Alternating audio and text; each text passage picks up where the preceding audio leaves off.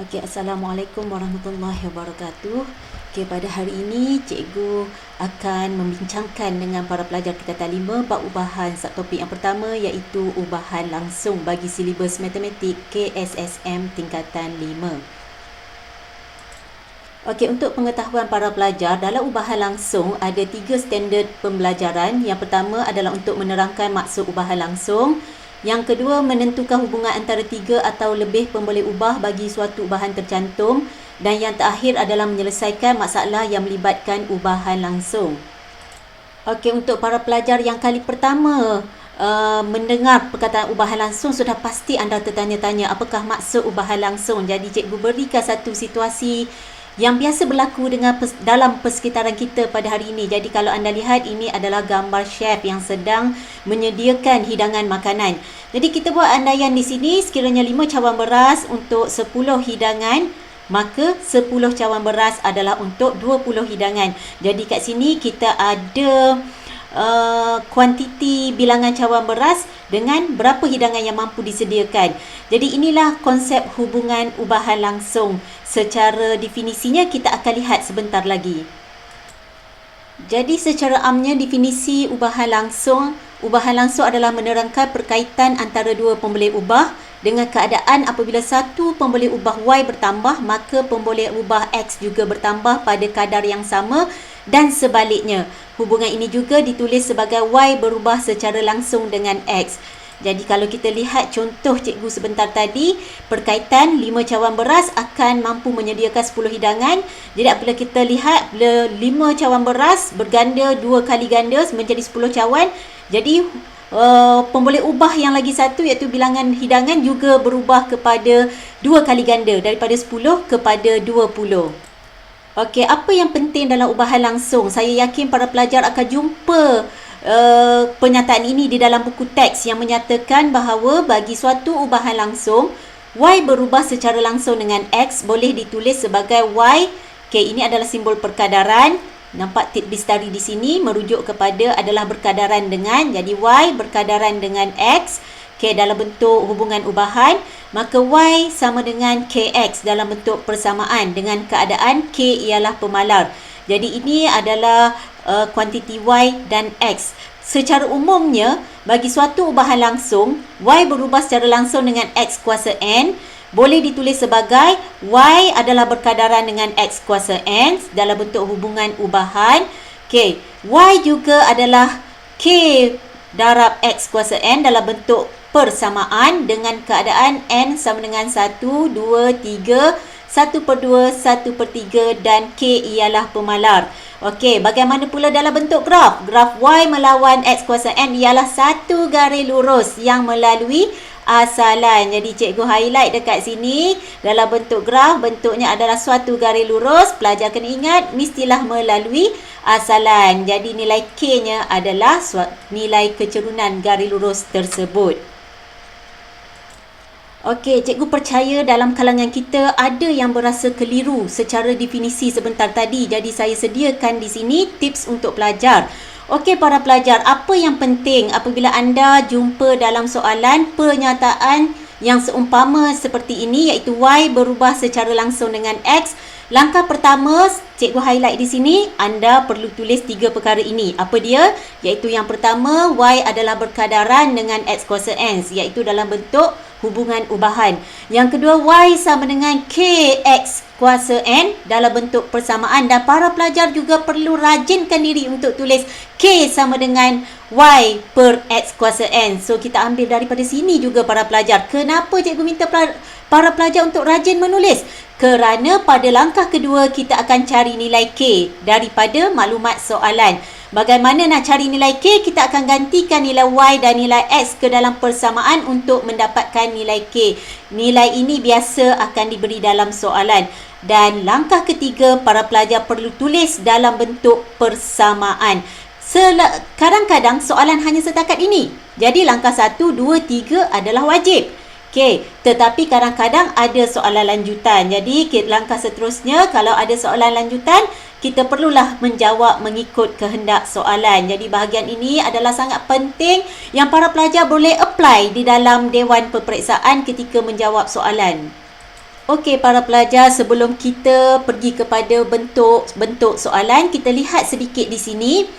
Okey, sekiranya kita ada Y berubah secara langsung dengan X, apa maksudnya? Iaitu kita akan tulis dalam bentuk ayat matematik Y berkadaran dengan X. Okey, kita lihat pula yang kedua, Y berubah secara langsung dengan kuasa 2X. Jadi ayat di sini, para pelajar kena tengok di sini, kuasa 2. Jadi kita akan ubah dalam bentuk, bukan ubah, kita tukarkan dalam ayat matematik. Kita akan tulis Y adalah berkadaran dengan X kuasa 2. Jadi contoh yang ketiga, Y berubah secara langsung dengan kuasa 3X. Ringkasnya kita akan tulis Y berkadaran dengan X kuasa. Jadi kalau kita lihat contoh yang seterusnya, Y berubah secara langsung dengan punca kuasa 2X. So, ayat punca kuasa 2. Jadi, dalam bentuk matematik, Y berkadaran punca kuasa 2X. Jadi, cikgu beri contoh di sini bagaimana kita mengaplikasikan tips yang saya beri sebentar tadi. Sekiranya kita jumpa pernyataan seperti ini, iaitu Y berubah secara langsung dengan punca kuasa 2X. So, kita perlu tuliskan 3 perkara. Yang pertama, okey, maaf, di sini sebenarnya Y. Okey, sebenarnya di sini adalah Y. Y adalah berkadaran dengan punca kuasa 2 bagi X. Yang kedua, Y sama dengan K darab punca kuasa 2 bagi X. Dan K adalah Y per punca kuasa 2 bagi X. Jadi ini adalah bagaimana kita mengaplikasi langkah pertama sebentar tadi apabila kita jumpa pernyataan ubahan langsung di dalam soalan. Okey pelajar, kita lihat dulu contoh soalan. Okey, kita tengok contoh 3 dalam buku teks. Dia menyatakan dengan melukiskan graf Y melawan X, tentukan sama ada Y berubah secara langsung dengan X atau tidak. Jadi, kita kena ingat definisi sebentar tadi. Jadi, di sini diberi data. So, Y berubah, Y melawan X. Kita plotkan sahaja pada paksi Y dan nilai X pada paksi X. So, kita lihat. Kita ada data 0.4, Y 1.5. Kita plot di sini.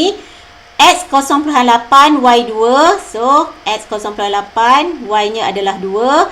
Apabila X sama dengan 1.2, Y-nya adalah 2.5. Jadi, apabila melukis graf, pelajar perlu menyambungkan garis lurus. Jadi, apa kita dapati di sini? Okey, garis lurus ini tidak melalui asalan.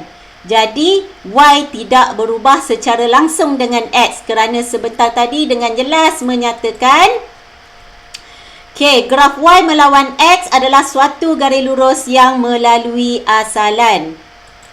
Kita lihat pula contoh B. Contoh B dengan melukis graf Y melawan X kuasa 2, tentukan sama ada Y berubah secara langsung dengan X kuasa 2 atau tidak. Jadi, graf Y melawan X kuasa 2 bermakna kita perlukan data X kuasa 2. So, daripada data yang diberi dalam soalan, kita tambahkan ruang untuk X kuasa 2. Jadi, apabila X2, X kuasa 2-nya 4, Y masih lagi nilai yang sama kerana kita nak lukis graf Y melawan X kuasa 2.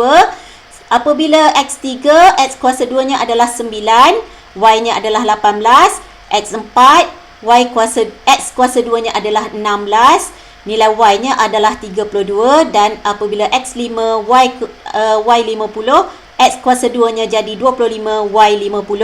Jadi para pelajar kita perlu lukis graf Y melawan X kuasa 2. Paksi Y adalah kuantiti Y, paksi X adalah kuantiti X kuasa 2. Jadi apabila kita plot graf, kita dapati garis lurus ini melalui asalan. Maka dapat disimpulkan bahawa Y berubah secara langsung dengan X kuasa 2. Okey para pelajar, jika tadi kita lihat soalan dalam bentuk graf, sekarang kita lihat soalan dalam bentuk algebra. Okey, kita lihat contoh 4 diberi M sama dengan 0.8 apabila N sama dengan 0.125. Ungkapkan M dalam sebutan N jika A, M berubah secara langsung dengan N, B, M berubah secara langsung dengan punca kuasa 3 bagi N. Jadi para pelajar, di sini kita akan guna tips yang saya beri sebentar tadi. Jadi langkah pertama, kalau kita perhatikan, cikgu minta anda highlight pernyataan ubahan untuk kita keluarkan 3 perkara. Jadi di sini kita highlightkan seperti soalan minta, iaitu M berubah secara langsung dengan N. Jadi kita akan tulis yang pertama, M adalah berkadaran dengan N. maka M sama dengan KN dan K adalah M bahagi N. Jadi langkah kedua minta kita cari nilai K menggunakan nilai M dan N yang diberi dalam soalan. Jadi daripada K yang kita sediakan formula sebentar tadi, kita masukkan nilai K sama dengan M 0.8 bahagi N 0.125. Maka kita dapat nilai K 6.4. Jadi langkah ketiga tadi kita simpulkan dalam bentuk persamaan, maka M sama dengan 6.4N. Jadi soalan tadi ungkapkan M dalam sebutan N bermakna hanya sampai langkah ketiga. Jadi kita telah selesai ya para pelajar. Okey, kita lihat pula contoh kedua. Okey, iaitu B, M berubah secara langsung dengan punca kuasa 3N. Jadi kita berbalik kepada tips tadi, sama langkah pertama tuliskan 3 perkara, iaitu M berkadaran dengan punca kuasa 3 bagi N. Langkah kedua, okey, dalam bentuk persamaan M sama dengan K darab punca kuasa 3 bagi N dan nilai pemalarnya K adalah M bahagi punca kuasa 3 bagi N. Jadi para pelajar, langkah kedua adalah untuk kita cari nilai K. Memang kita akan ikut tips ini. Okey, nilai K adalah kita gantikan nilai mengikut formula M 0.8 bahagi punca kuasa 3 bagi 0.125. Kita dapat nilai K 1.6.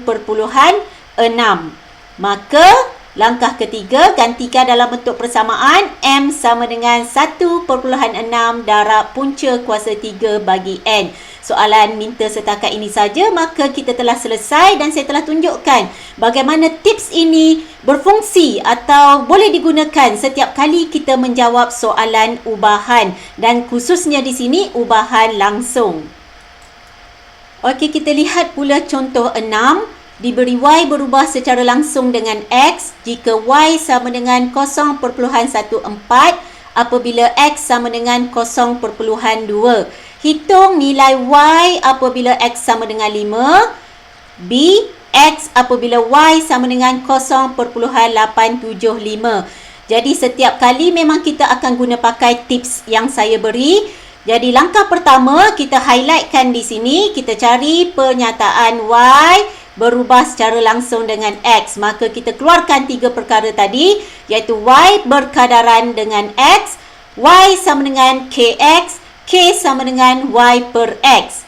Jadi langkah kedua, cari nilai K daripada maklumat soalan menggunakan maklumat yang diberi. Okey, K adalah Y 0.14 bahagi X 0.2. Jadi kita akan dapat 0.7. Maka Y adalah 0.7X. Nampak langkah ketiga. Jadi di sini kita ada langkah keempat, iaitu menjawab soalan yang dikehendaki oleh soalan ini. Kita akan penuhikan kehendak soalan, iaitu cari Y apabila X sama dengan 5. Jadi menggunakan persamaan tadi, okay, kita gantikan nilai berapa Y apabila X sama dengan 5, gantikan X 5, maka Y sama dengan 0.7 darab 5, Y sama dengan 3.5. Jadi di sini kita perlukan langkah keempat ini. Jadi soalan B pula minta cari X apabila Y sama dengan 0.875. Jadi kita masukkan nilai Y sama dengan 0.875 sama dengan 0.7 darab X. Okey, X adalah nilai yang kita kehendaki. Maka X sama dengan 0.875 bahagi 0.7, kita akan dapat nilai X sama dengan 1.25. Saya harap para pelajar jelas untuk menjawab soalan ini. Okey, setakat itu sahaja untuk objektif yang pertama, iaitu menerangkan ubahan langsung. Kita akan jumpa untuk standard pembelajaran kedua dan ketiga dalam video yang seterusnya. Saya ucapkan selamat maju jaya. Semoga para pelajar dapat memanfaatkan tips yang saya beri pada kali ini. Sekian. Assalamualaikum warahmatullahi wabarakatuh. Selamat maju jaya.